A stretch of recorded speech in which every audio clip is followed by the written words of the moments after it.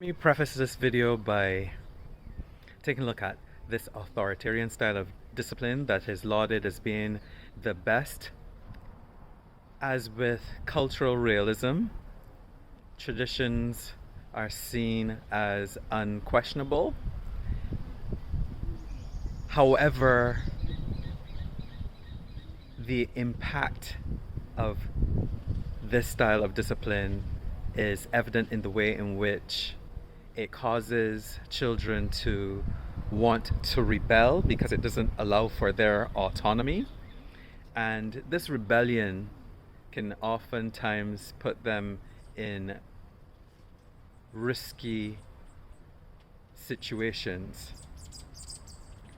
It also causes a lack of critical thinking skills because it values obedience over reasoning. And in my life, I got to a point where I felt that if I could get away with it, then I would do it because there were things that I wanted to do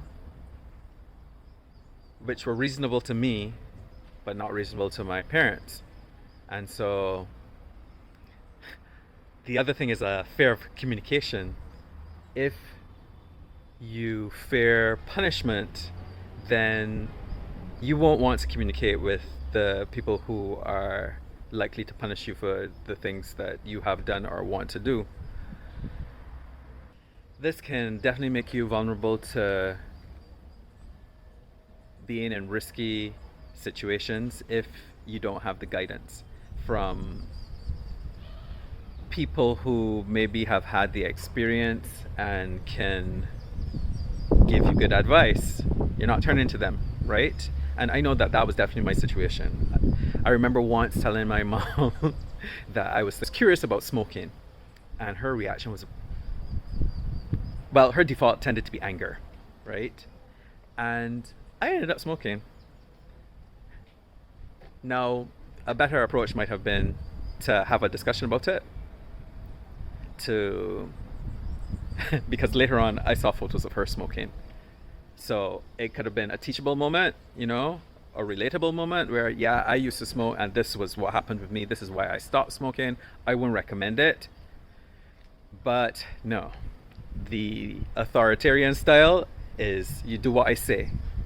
And so what you actually do is you pretend to do what they say and then do what you feel like doing. Other things to consider with this style of parenting are the effect on the child's emotions. I think that a lot of emotional suppression occurs because you're not allowed to say certain things. You're not allowed to express yourself as an individual, right?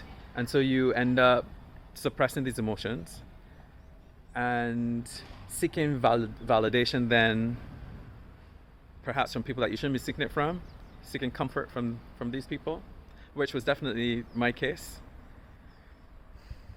Low self-esteem is another thing that happens when you're constantly being criticized. I mean, the feeling I had was that I couldn't do anything right because the tendency is to focus on how the child's behavior does not align with what you want it to be.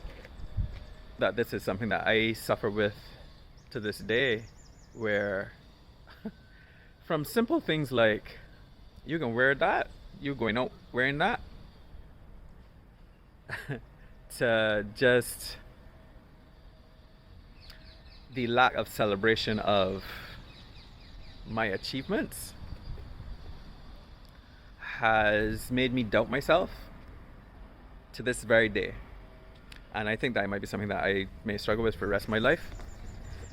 But ultimately and ironically, this style of parenting also leads to a rejection of the parents' values and their beliefs just out of resentment, really. I ran to the plane to get out of the island and away from this style of parenting. And I think all of these things together can put your child in a pretty dangerous situation because they're not going to turn to you. And who are they turning to? Their peers? So there was a guy who used to come around the neighborhood, and he turned out to be gay. An older man. And he connected me with this other guy, also an older man, maybe 10 years older. I was about 16 at this time. And we talked on the phone for a bit, me and this guy that he connected me with.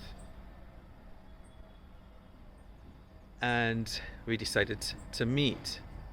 He encouraged me to meet him. And he didn't live far away, so I walked over to his place. And I remember that when I arrived, the neighbors were looking to see who was arriving. I remember feeling embarrassed by this. Anyway, I get inside and we talked for a bit. I think I was really nervous. Maybe a part of me knew that I was in a situation that was potentially dangerous. But again, there was a thrill involved that by this time I think I may have already been addicted to, because that thrill as well was a way to escape the reality of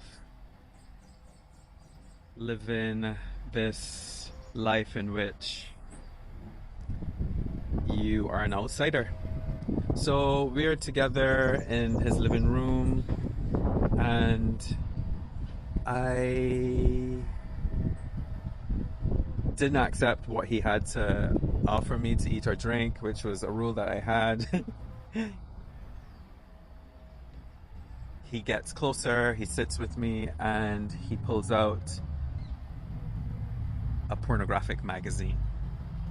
I remember it was Black and Tan was the name of the magazine. And I remember in that moment, my heart started to race. I was afraid because naively, I did not expect this. I did not even know about pornographic magazines at that time. I think I may have seen gay porno by then, but I didn't know that this occurred in print form as well. I was scared, but did not know what to do. And it progressed to him